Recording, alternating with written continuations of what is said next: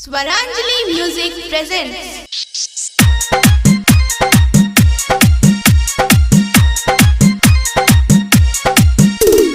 DJ Amit Tiwari जहाँ जान खुश रही शादी रचाई के, जहाँ जान खुश रही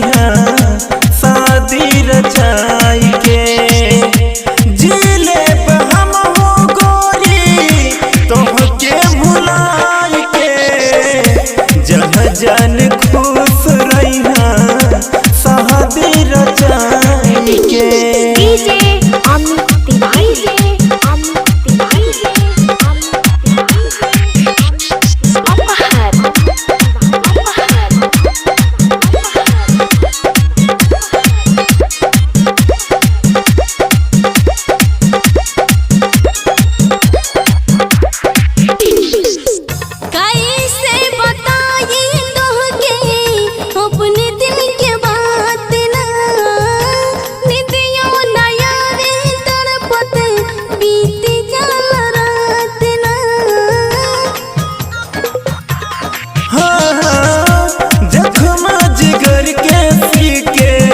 करब बहरदास हो और रखी ख्याल अपन होई हम उदासी हो, इतना बहुत तो कैलो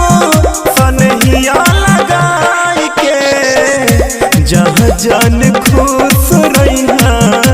शादी रचाई के। DJ Amit Tiwari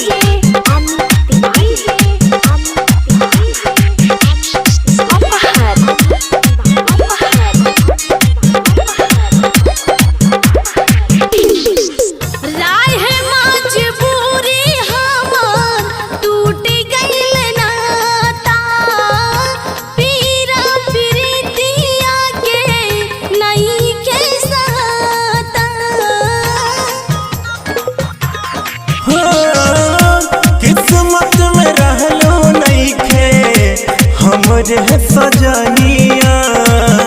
अल्लाह के पहाड़ निया, अब तो मेरिया तन्हा बिमाल सोना सपना सजाई के, जहाँ जान खुश रही शादी रचाई के, जहाँ जान खुश रही शादी रचाई के,